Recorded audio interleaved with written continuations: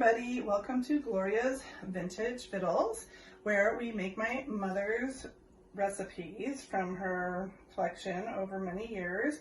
And my name is Lisa. We have Chuck on camera. Say hi, Chuck. Hi, Chuck. We're gonna do that.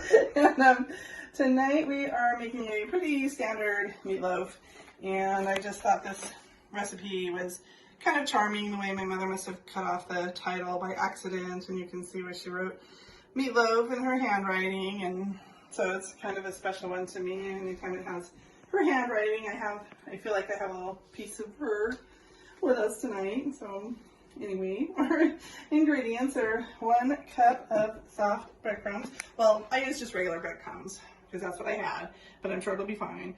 And a 1/2 cup of milk, 1 pound of ground beef, but in our case it's actually venison. We live in Montana and we do hunt every year, and we almost always have venison burger in the freezer. So any ground beef recipes you see on this channel will most likely be ground venison. And then a 1/2 cup of onions, 2 tablespoons of chopped green peppers. And then I just combined some of the liquid ingredients together here.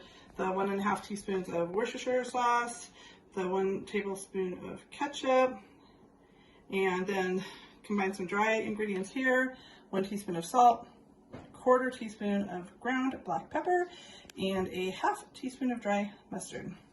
Then we have an egg and an 8-ounce can of tomato sauce. So we gotta get the egg cracked and whipped and measure out. We're only going to be using half of this in the first part of the recipe, so we'll get that measured out and be right back. All right, now we're just going to toss everything in. Pretty easy. It literally says, I'm not looking at the exact wording, but it literally says combine everything and mix it up. Combine all the green ingredients, I believe. So here we go. Goes the ketchup and Worcestershire.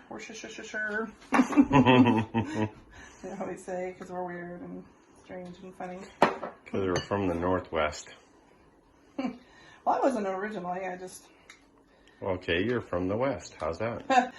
I just think we're goofballs, personally. I can't help but agree with you there. All right, here goes the milk. Here goes all the dry ingredients. And, oh goodness, those are sticking a bit. I might have to get something for that. Must have been a little moisture in there. And 4 ounces of the tomato sauce. Cup-wise, what does that come out to? Oh, 1/2 cup. 1/2 cup is 4 ounces, okay. Correct. Well, liquid, yeah. Yeah, that's what I mean. Sometimes it can vary, and I'm not sure if there's some moisture in there, but I'm gonna work on getting all of that out. Gonna find something to get that out and mix this all up. All right, and here is Chuck mixing up the meatloaf because I hate putting my hands in raw meat. I don't mind doing a lot of things. There's a few things I don't like. Oop. And you're so good at it. Good thing I washed the counter. So, all right, that'll be mixed up in a second. We flipped rolls. And then while he washes his hands, I'll get ready to turn it into the loaf pan, which is right there, greased and ready. All right, so we're back all mixed up. I'm just gonna put it in the loaf pan. Oh, it looks delicious. You wanna eat it raw? You turn into a lycanthrope.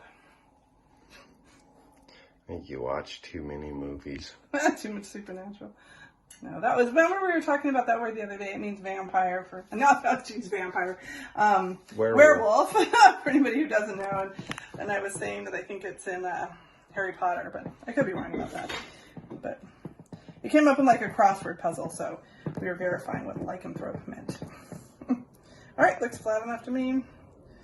Keep the perfectionist away. Let me just pour the rest of the tomato sauce on top. I usually make a fancier topping for meatloaf, but what was interesting is Chuck was saying he remembers when his mom made meatloaf that it was always just tomato sauce on top. So yeah, this looks a lot like what my mom, or sounds and looks a lot like what my mom baked. So yeah, we've been talking about that a lot as we look at these recipes, how similar they are, and they were close in age and similar generation, so that makes sense. But it's all been very nostalgic for both of us. So all right, in the oven.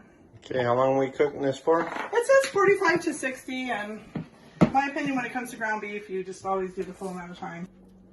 Alrighty. It's done, looks good. Slice out, just, oops. Well, it's falling apart tender, I'll give you that.